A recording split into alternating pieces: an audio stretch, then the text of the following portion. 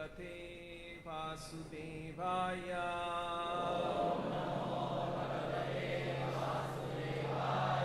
Reading from Srimad Bhagavatam, Canto 1, Chapter 19, Text 22 and 23. 22 has no purport.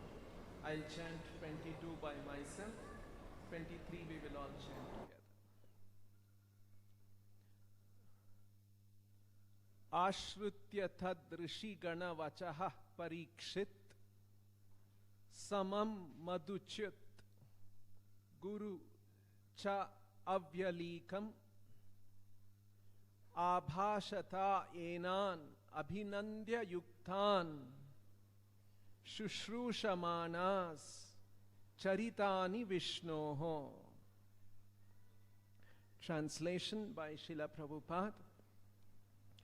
All that was spoken by the great sages was very sweet to hear, full of meaning, and appropriately presented as perfectly true. So after hearing them, Maharaj Parikshit, desiring to hear of the activities of Lord Sri Krishna, the personality of Godhead, congratulated the great sages.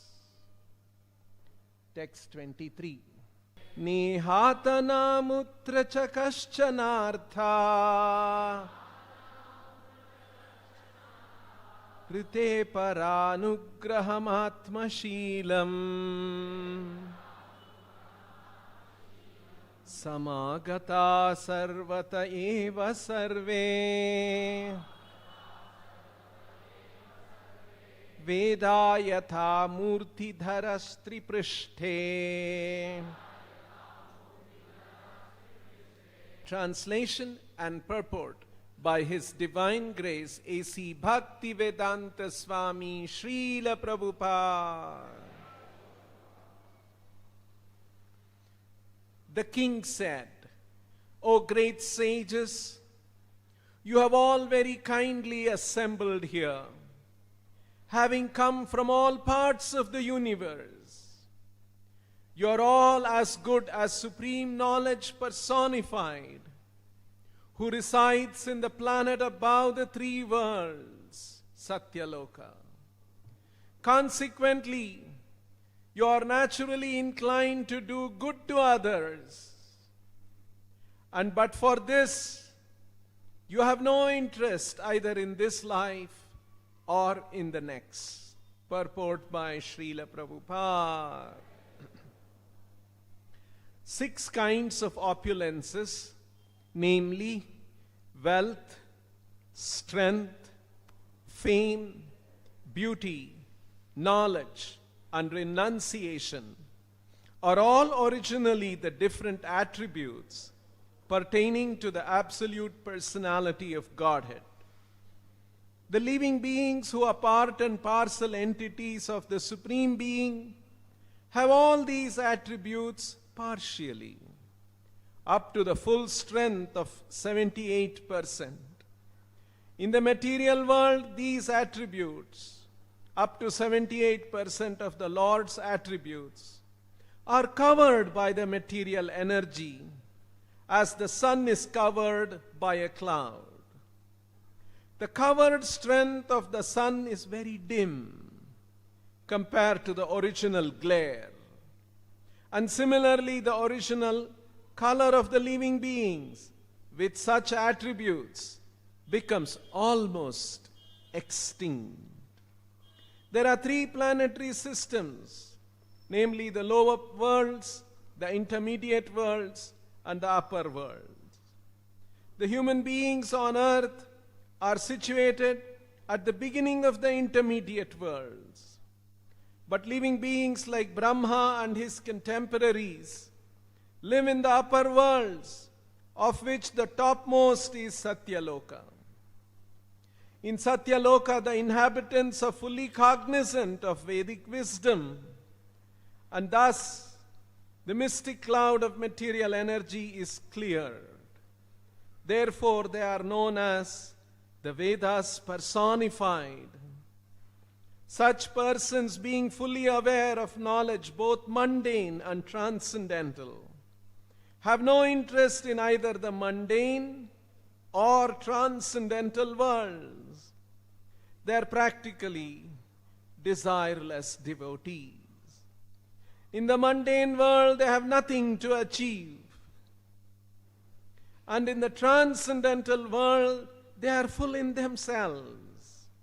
Then why do they come to the mundane world? They descend on different planets as messiahs by the order of the Lord to deliver the fallen souls. On the earth, they come down and do good to the people of the world in different circumstances, under different climatic influences. They have nothing to do in this world save and except reclaim the fallen souls rotting in material existence, deluded by material energy. Thus ends the Bhaktivedanta purports. This is the last chapter of the first canto of the Bhagavatam, titled The Appearance of Shukadev Goswami.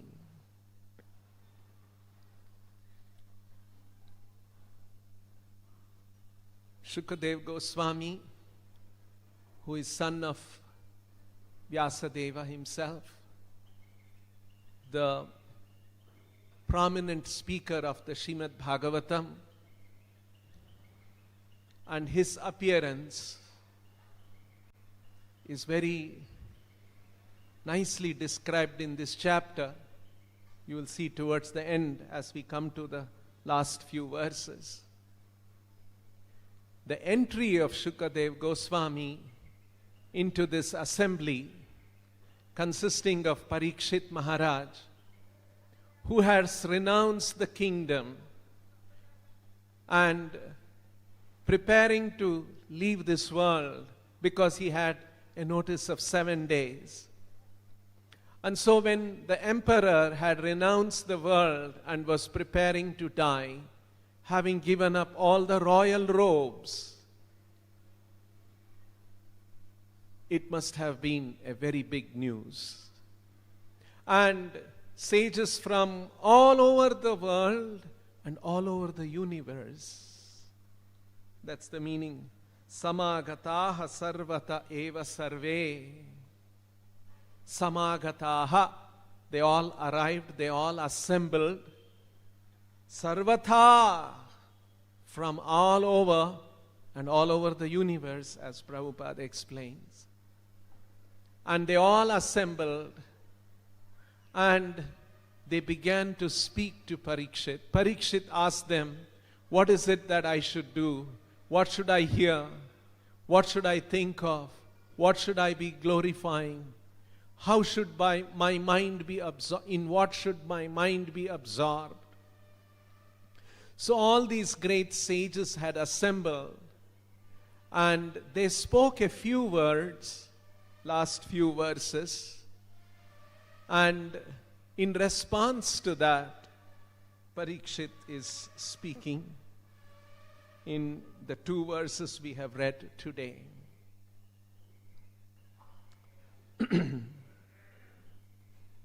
In the text 22, there are some very interesting things that are mentioned. Srila Prabhupada said, I have very painstakingly translated these books.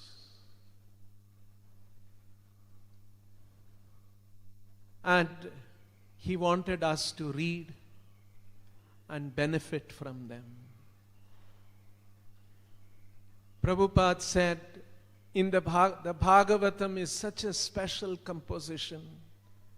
Every word is selected, chosen, and makes it part of the Bhagavatam.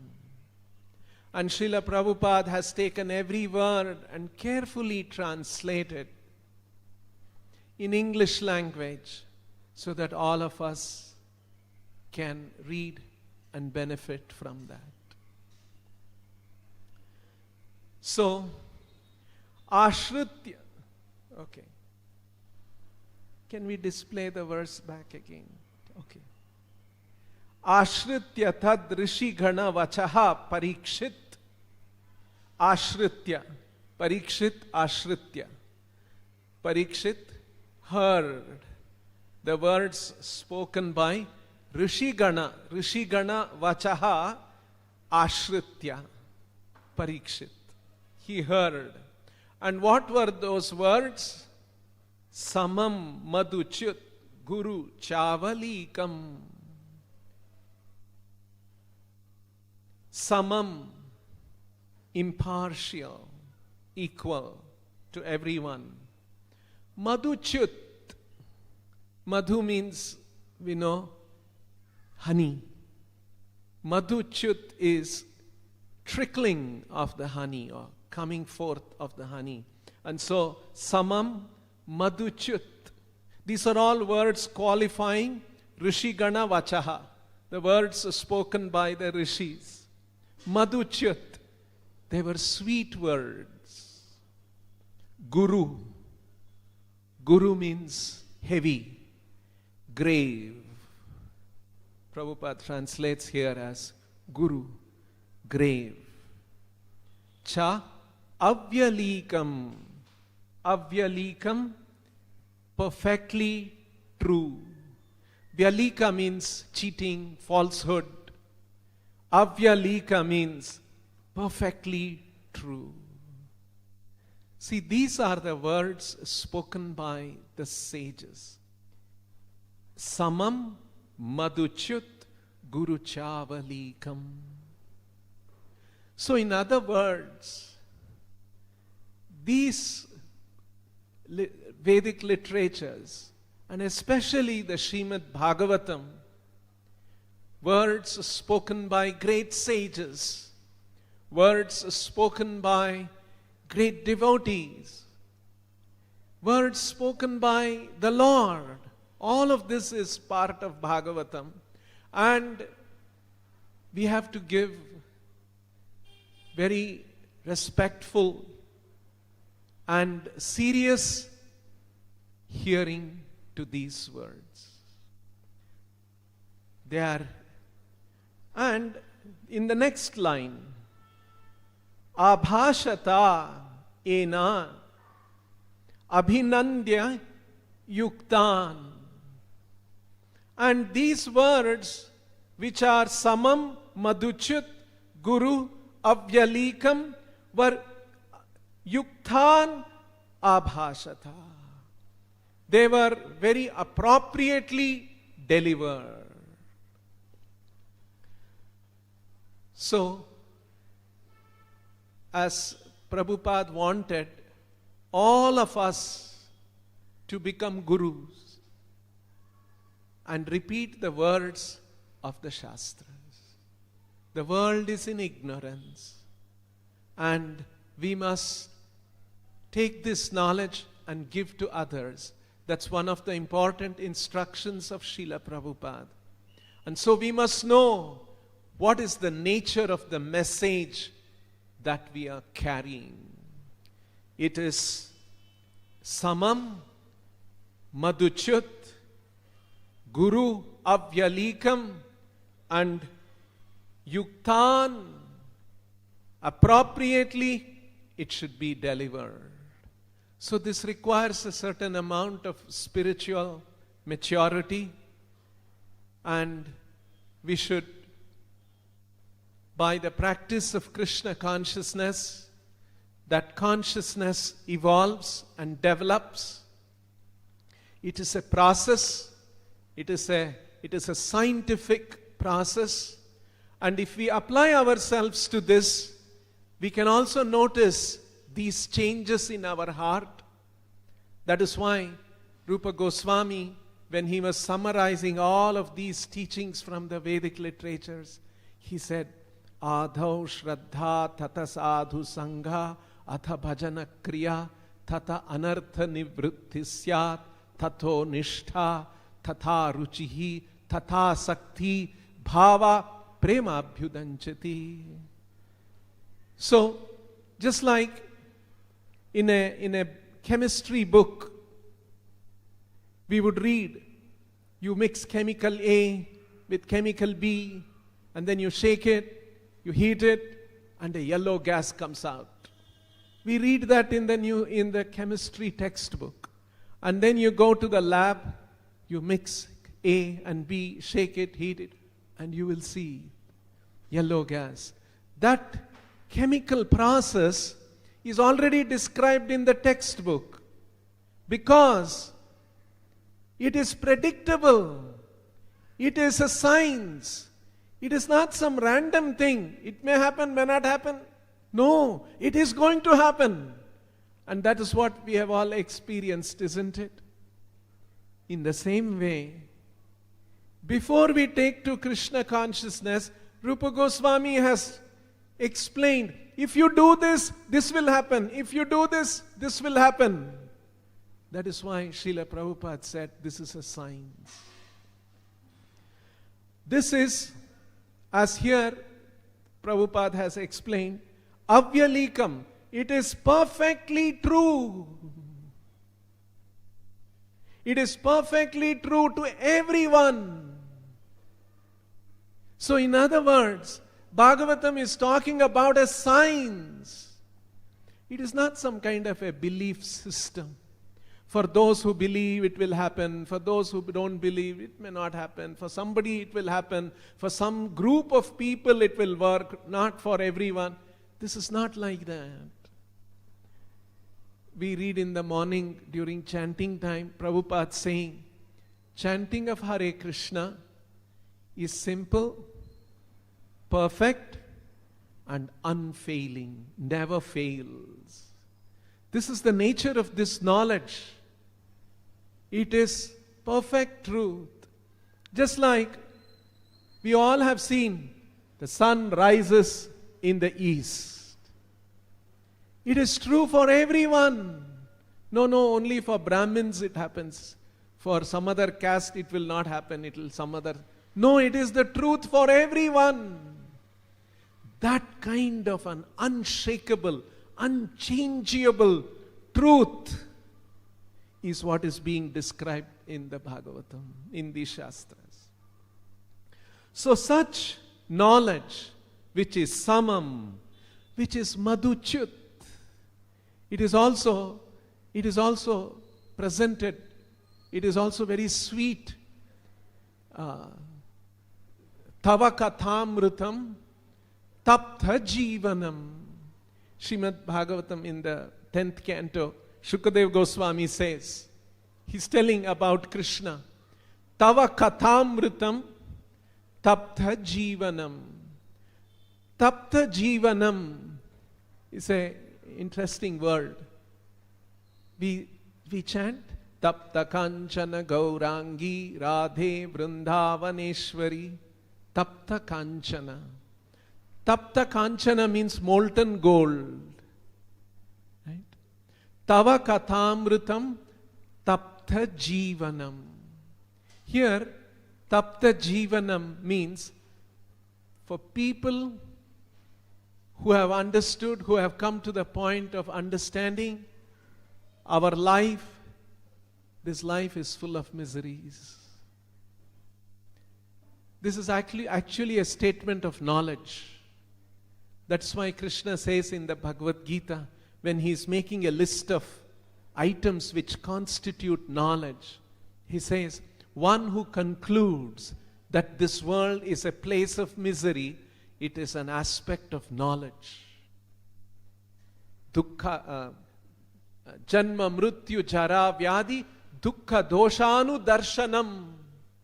One who is able to see that this world is a place of misery, he is a wise man, he is seeing with knowledge. That is an indication of knowledge. To see this world, oh, great place, I'm going to enjoy, I have this much I'm able to enjoy, I will make some plans and I'm going to enhance my enjoyment. This is foolishness. That's a statement of ignorance according to Krishna. such beliefs, such understanding, such convictions is foolishness. So, sometimes some people say, no, you are very negative. You are very pessimistic in your outlook.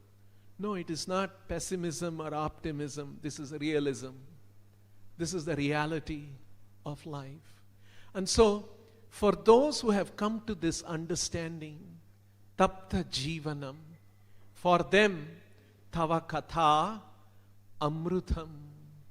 Krishna, your words, your activities, narrations about you is nectar. Tava katha amrutam, tapta jivanam. So, if we are in the right frame of mind, if we are in the right frame of consciousness, we will see Bhagavatam's words, Prabhupada's words. It is madhuchut. It's like honey. If we are not in the right frame of consciousness, we will not be able to appreciate the sweetness. Bhagavatam gives the example. When we have a disease, even if you take some sweet, it will look tasteless. It's not the defect of the sweet. It's the defect of our tongue, our state of health or lack of it. And hence, if we become healthy, then that sweet will become very delicious. So, samam madhuchut guru. This is a grave subject. This is a serious matter. This is about our life. We take all these things very lightly. Oh, my life, I'm a young man, I'm going to enjoy life. Time will pass very, very imperceptibly. And I was seeing Satvik Prabhu here in front of me. I told him to go away, but he won't follow my direction, what to do. He was the president of the ISKCON Bangalore temple when I used to come from college 40 years back. I used to sit like that and hear his class, and today, of course, he's here. So when I was looking at Prabhu and thinking, over 40 years have passed. And he was a young man at that time. So how, just see, we who have experienced past so many years, we have become older now. We see how the world, how time passes.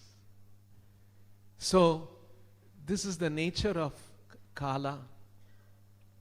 And so, this is a very grave subject matter. And Avyalikam, it is perfectly true. And it is sincerely presented. And Shushrushamanaha Charitani Vishnu. So Parikshit is saying, I am very desirous of hearing Vishnu's narrations. And in the next verse, Samagataha sarvatha eva sarve veda yatha murti dharaha. You see, in the few verses before that, about Parikshit and his forefathers. Parikshit's forefathers, they are Pandavas. And there are a few words which describe, the sages used those words to describe and congratulate and encourage Parikshit. Here there is one expression, Krishnam samanuvarteshu. Krishna samanuvrata. Anuvrata means follow. Samanuvrata means fully, strictly follow. Follow whom? Krishnam samanuvratam. Parikshit, your forefathers were rigidly following Krishna's teachings, Krishna's instructions. And to those who are strictly in line of Krishna, that is Prabhupada's translation. and in the same, who are strictly in line with Krishna. So you can see this principle to lead a life according to instructions of Krishna. That should be our aspiration. Either we should be strictly following the instructions of Krishna or his representative, the Acharya. The Acharyas are also called Bhagavata, person Bhagavata, because they follow Bhagavan. And their life, because they strictly follow, they are like Veda Yatha Murti, Veda Murti. They are personification of the knowledge of the Vedic literatures. You see, if you are not Krishna Samanuvarthaha, if you are not a strict follower of Krishna, or if you are not a Acharya, Guru Samanuvarthaha, you are not a follower of Guru, what are we? We are strict followers of our own ambitions, aspirations, which we have gathered somehow through association of people, some education, family, different inputs we get, and then we become fired up. Oh, I'm going to become this, I'm going to become a rich man, and all these different kind of aspirations. So instead of becoming a follower of our own material ambitions, this great Pandavas and forefathers of Parikshit, these are great examples to emulate. Because we come into this world as small children, family, parents, neighbors, friends, and school, college, they all teach us. And based on all that input, we make our plans. This is what I should be. This is what I should become. And we pursue that. And in today's world, all the modern motivational speakers, they say, you must follow your passion. This is what they all say. Right? And then we read about that, and yes, I must follow. But where is all this passion going to lead to? Where is all this going to? What is going to happen? The nature of the material world, Bhagavatam describes, is parabhavaha. Everything we achieve will be defeated. This is the reality. So, all the name and fame and power and education and accolades we may try to work hard and get, everything will be finished one day. That's the fact. And so, one who has understood this does not want to follow his own passion. He wants to follow Krishna's direction. This is Atma Gyan. Who am I? What is happening around me? To understand that and to lead a life according to that. That is Krishna Samanuvarteshu. And another expression is there in the same verse.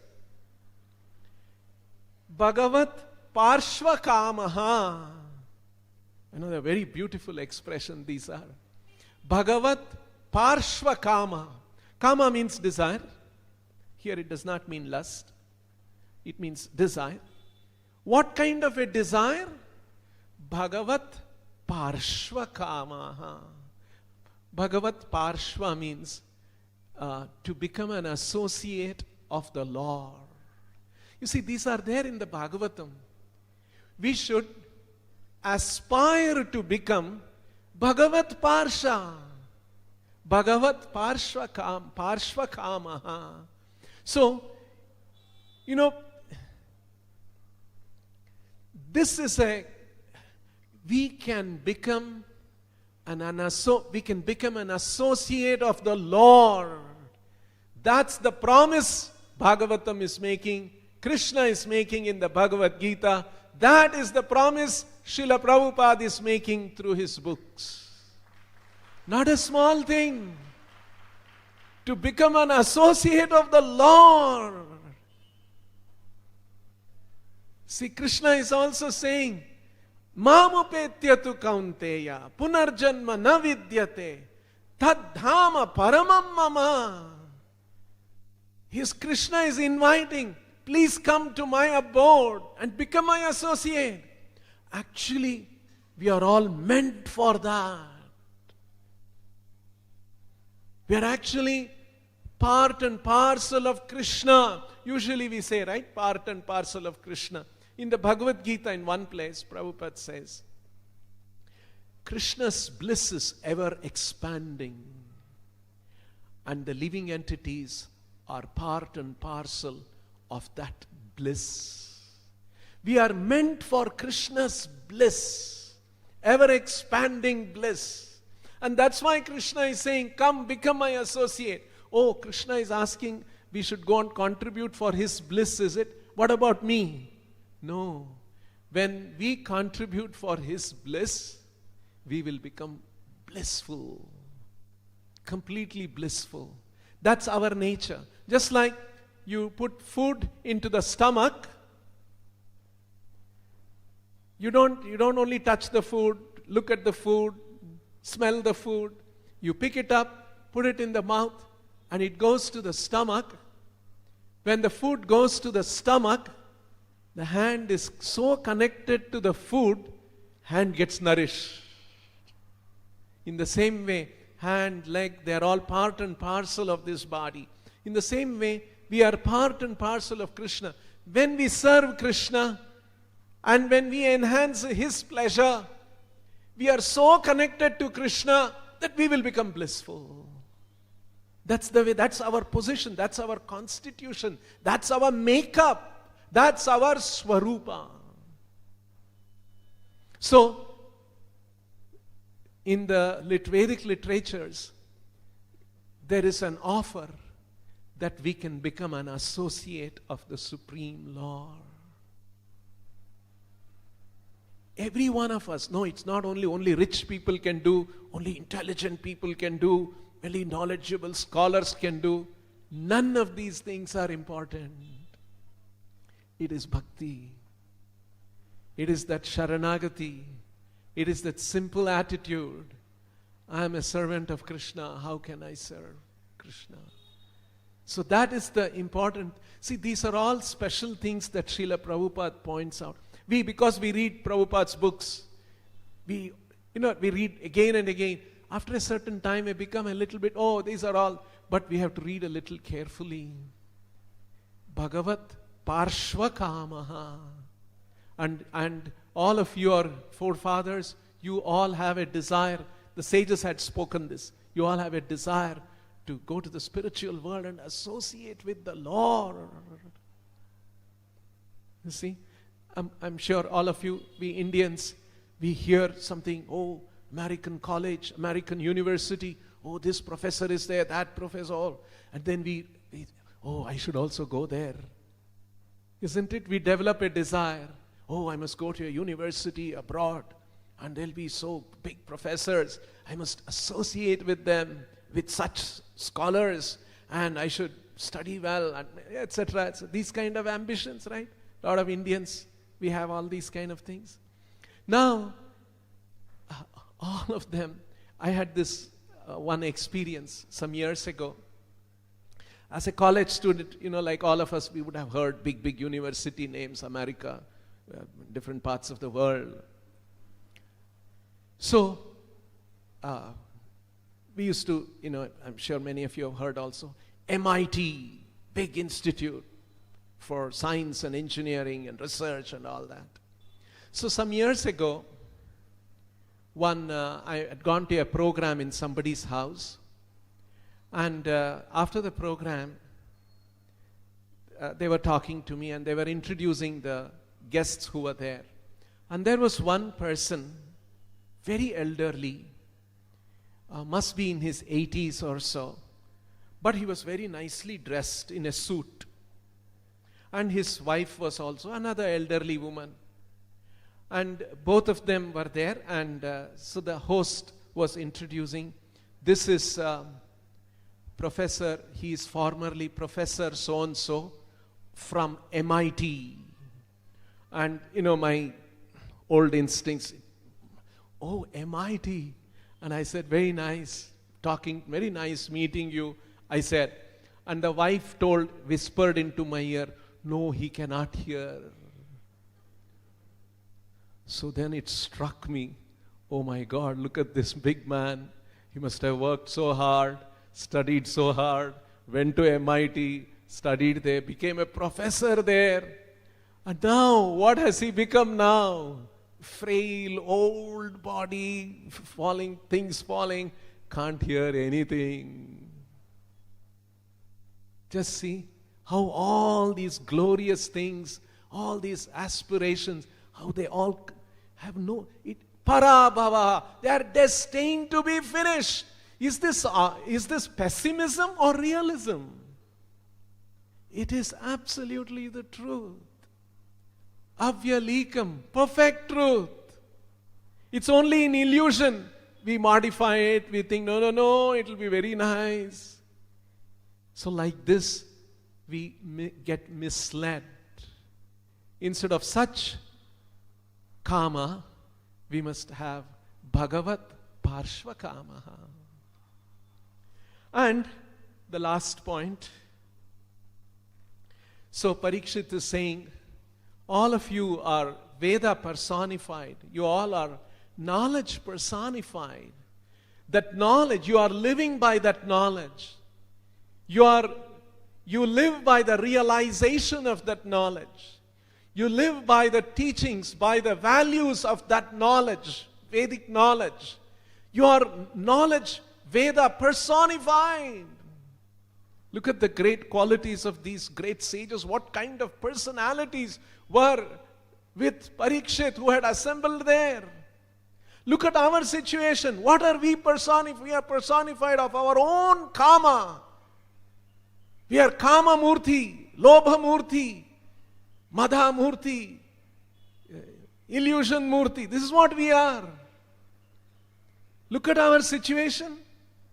And here, who are the sages who have assembled? They are Veda Murti, Veda Murti Dharaha.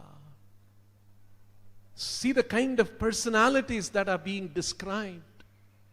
So, and then Parikshit is saying, and all of you who are Veda Murti, you have no desire either in this world or in the world hereafter. Amutra means life after. You have no other desire, but still you have come. Why? Because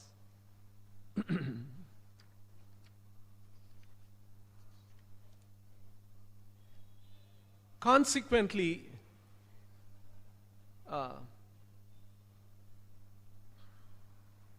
Nihatha namutra cha kaschanartha rite para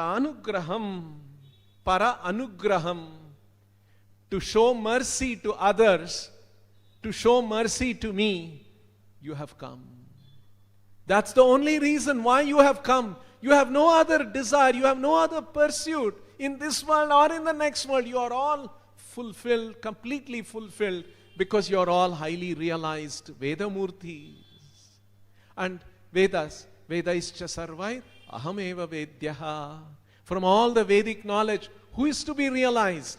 Krishna. You have such Krishna realized persons, and you have nothing to achieve, but still you have come paranugraham. For the sake of others, you have come. I was reading some days ago about Srila Prabhupada. This was in the early 60s. Maybe it must have been 62, 63, 64, around that time. Prabhupada was nearing 70, right? He was in an advanced age. And he got his Bhagavatam printed, first 3 volumes, first canto, including this, what we are reading. These words were composed by Srila Prabhupada, staying in the Radha Damodar Mandir in Vrindavan. See how special these words are. first canto of the Bhagavatam. And with great difficulty, he had published. He got donors from different parts, from Bombay. Sumati Morarji gave him a donation. Somebody in Madras gave him a donation. With all that donation, he published the 3 volumes. And then, after that, after publishing 3 volumes, he once again goes to Bombay. He goes to the office of Scindia Shipping Company and tries to meet her. She's a big woman. Cannot meet her easily. She's a very busy, big businesswoman. And Srila Prabhupada, as a simple sadhu, come from Vrindavan, trying to meet. So many people must be trying to meet her to get some favors. Like a lot of people go and meet rich people to get some donation for the temple. So many people keep coming. So it was not easy to meet her. So she had one secretary who would meet her. And so he would tell her, Prabhupada would tell the secretary, go and tell this to Mrs. Sumati Morarji, that I'm very thankful, the book money she gave, and see the 3 volumes I have published, I've got it printed, and I want to meet her. So he would ask, why do you want to meet her? Tell her, I have come here to meet her, to request for a ticket to go to America. So the secretary was thinking, what is this old man, sannyasi from Vrindavan, he wants to go to America. Anyway, he went and told Sumati Morarji. And so she heard. He said, no. Tell him not to go to America. Tell him to, he cannot accomplish anything. At this age, he goes to America. What he can do? So that secretary came back and told Prabhupada again that this is what Mrs. Prabhupada was very unhappy. Again he coached him, no, you tell her that I have made some plans. I want to preach and spread this message from America. You go and tell her. Again the secretary went and told Sumati Morarji. And she said, no. His health is not good. What he can accomplish? Tell him not to go. Let him be here and finish his books, translation of the books here only. Again, Prabhupada got disappointed. And again he told the secretary, somehow give me one chance. Get me one to meet her personally. You see how Prabhupada doing all these things. Look at his situation. Again and again he's going, reaching out to that rich woman. And finally Prabhupada gets an opportunity to meet her. And once again he tells her, please send me to America. And then he says, no, Swamiji, at this age you cannot accomplish anything. Better you be here. America is very cold, different things. But Prabhupada said, no, I have made a plan. I have to spread this. Please give one opportunity. You see, why is Prabhupada doing this? Paranugraham. To give blessings, anugraha, mercy to others. Today each one of us are sitting here because of that act of Prabhupada, isn't it? If Prabhupada had not gone, if Prabhupada had not preached, if Prabhupada had not written these books, and if Prabhupada did not bring all those Western disciples back to India, and we saw, they are all becoming devotees. What about us? Why are we not taking it seriously? See, all this had its impact, isn't it? So, those Prabhupada's repeated attempts to go to America and preach, it is simply an expression of Paranugraham.